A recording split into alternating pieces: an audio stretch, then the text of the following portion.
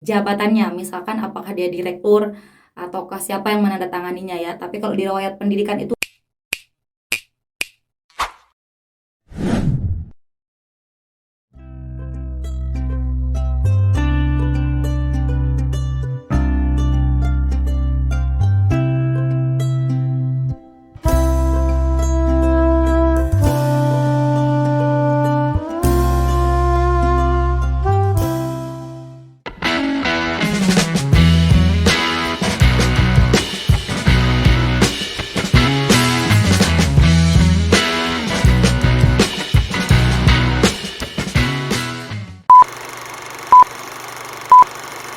Assalamualaikum warahmatullahi wabarakatuh. Terima kasih karena kalian sudah klik video ini. Selamat datang di channel aku. Salam kenal, aku Lili Hernawati.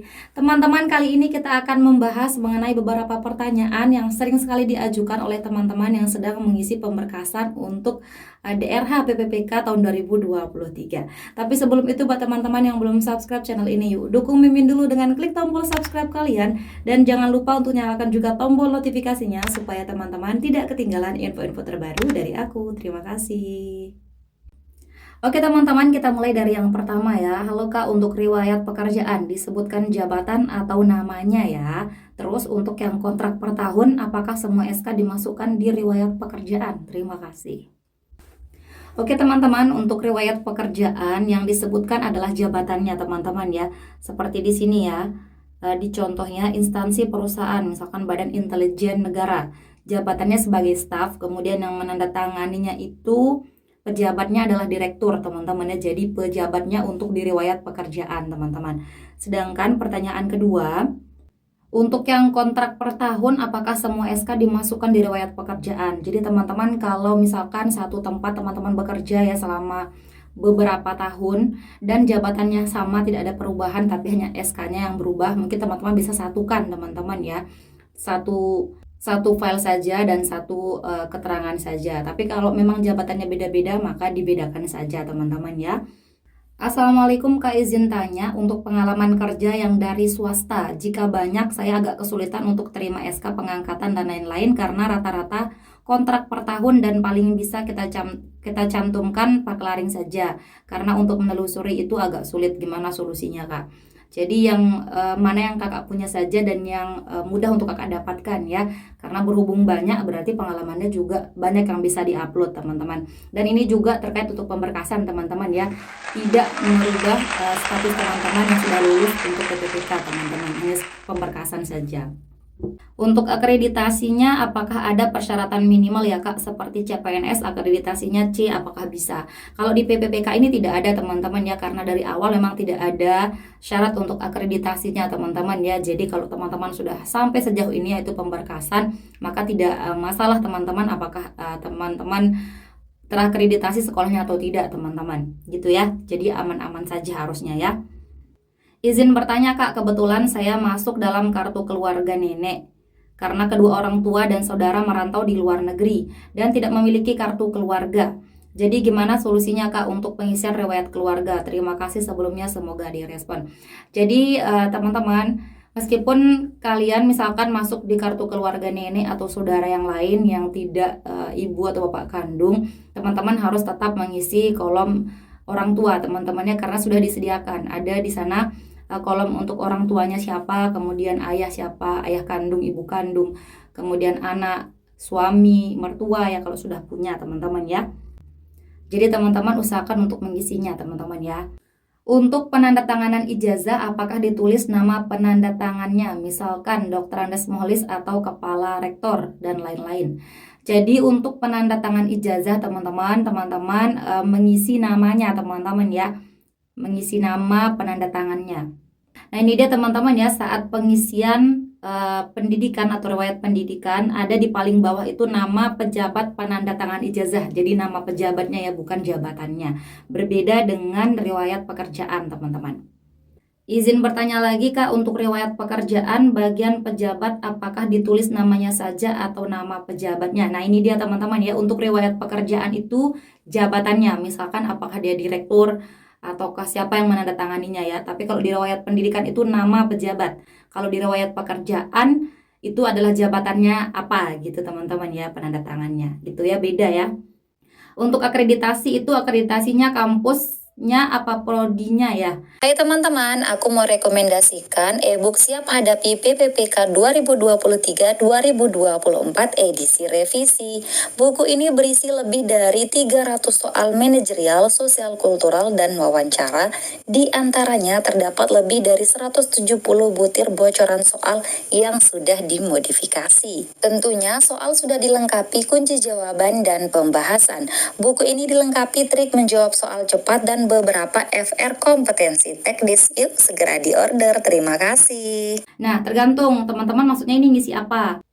Kalau teman-teman mengisi kolom dari riwayat pendidikan, maka teman-teman di sana ada nama sekolah atau PT katanya ya di kolom ketiga.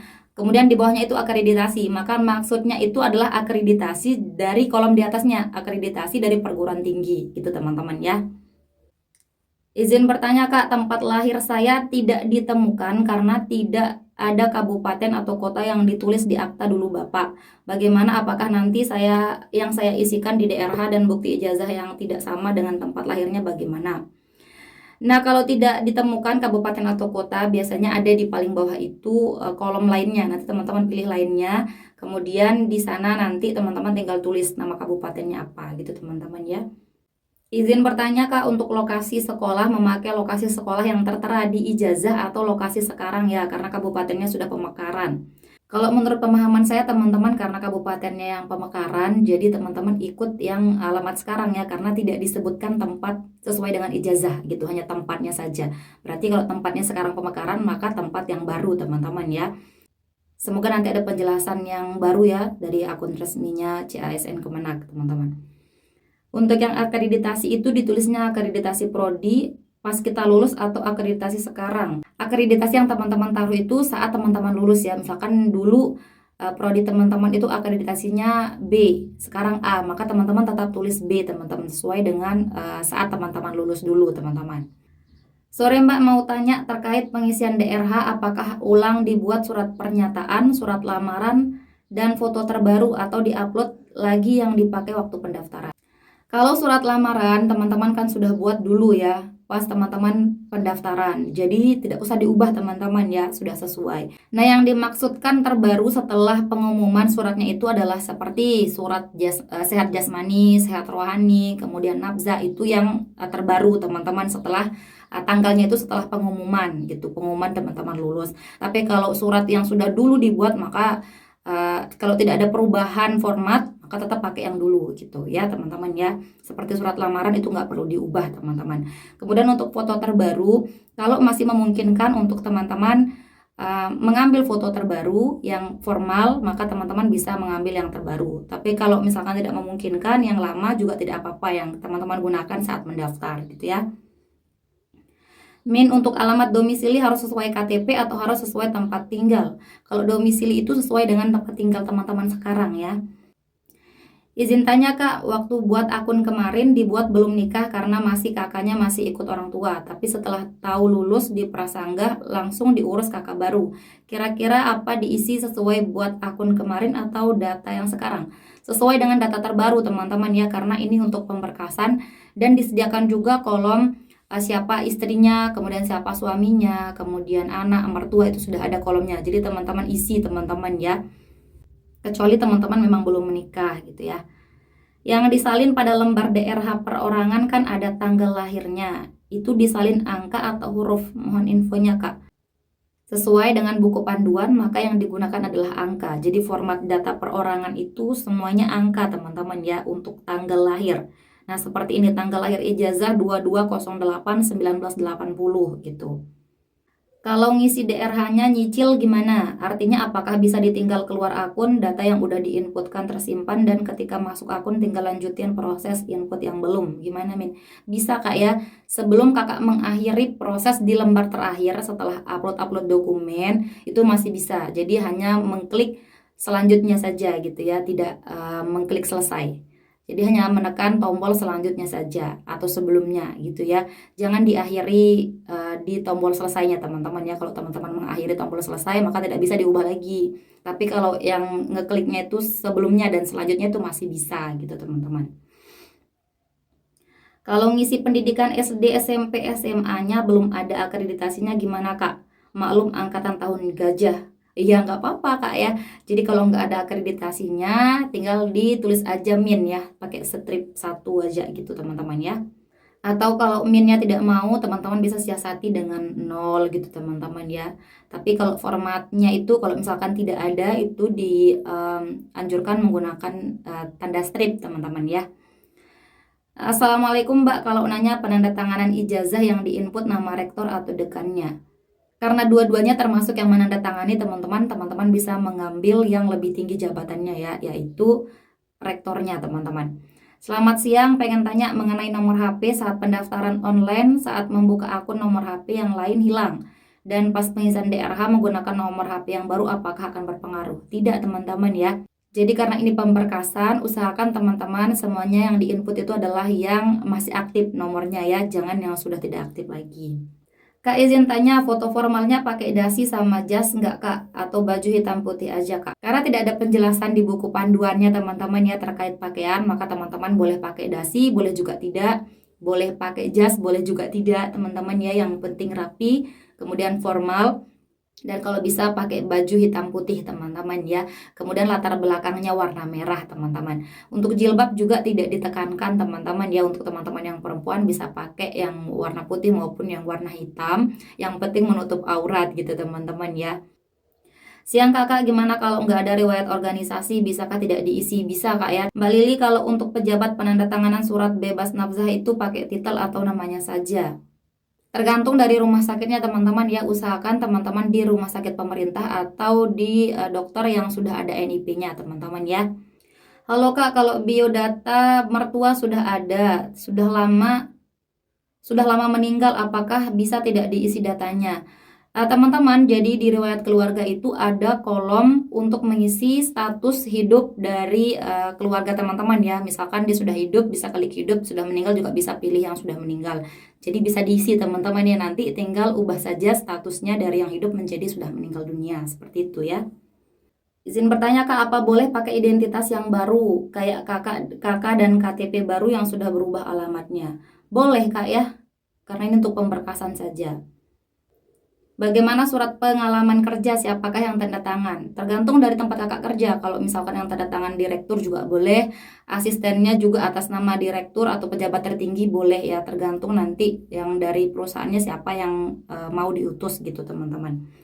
Apakah manajer bagian tempat kakak kerja juga masih bisa teman-teman ya. Yang penting itu resmi. Kak, ayah kandung saya sudah meninggal, apakah tetap diisi biodatanya? Iya bisa diisi Kak ya, tapi nanti di statusnya itu ganti status hidupnya menjadi sudah meninggal dunia ya. Boleh diisi. Pengisian DRH pekerjaan disesuaikan dengan cara pengisian waktu mendaftar kemarin ya, diupload mulai dari SK tahun sekarang sampai dimulai. Tidak ada aturan secara langsung ya dari buku panduan, jadi teman-teman boleh mengikuti saat pendaftaran kemarin, boleh juga tidak teman-teman ya. Untuk saudara sebapak beda ibu, apakah disebut saudara kandung Mbak? Saudara kandung ya teman-teman ya. Silakan bantu saya komen di kolom komentar untuk yang ini teman-teman. Untuk surat-surat seperti surat keterangan sehat jasmani, rohani, kemudian nafzah itu teman-teman ambil minta dari RS pemerintah ya teman-teman ya, atau dokter PNS yang sudah ber-NIP teman-teman. Kalau mengundurkan diri setelah pemberkasan akan di blacklist selamanya kah? Nah ini dijawab oleh adminnya CSN Kemenak, di blacklist dan didenda teman-teman ya, jadi usahakan untuk tidak mengundurkan diri ya teman-teman. Nah untuk tanggal surat menyurat yang akan dibuat setelah pengumuman, yang disyaratkan setelah pengumuman ya teman-teman ya, itu tanggalnya adalah setelah pengumuman dan sebelum selesai waktu DRH teman-teman, karena waktu DRH itu kabarnya terakhir adalah tanggal 22 teman-teman ya. Jadi selama rentang waktu setelah pengumuman sampai tanggal 22 itu masih berlaku untuk surat menyuratnya. Bapak Ibu izin tanya, Kemarin setelah dengar lulus P3K saya rubah KTP karena dengan pemekaran kelurahan dari kelurahan dan RT RW lama ke yang baru. Apa tidak bermasalah? Saya sangat mengharapkan jawabannya. Nah, teman-teman, untuk yang pemekaran silahkan taruh alamat terbaru teman-teman ya, jangan yang lama teman-teman karena ini untuk pemberkasan. Nah, ada juga yang bingung terkait nomor ijazah itu yang sebelah mana teman-teman ya. Nah, untuk ijazah itu beda-beda ya, ada yang di bawah, ada yang di atas gitu teman-teman. Tapi kalau teman-teman merasa ragu sebelah mananya, teman-teman silahkan teman-teman cek di Forlap Dikti secara online. Nah, itu di bawah, di kolom paling bawah itu tersedia nomor ijazahnya berapa gitu teman-teman ya.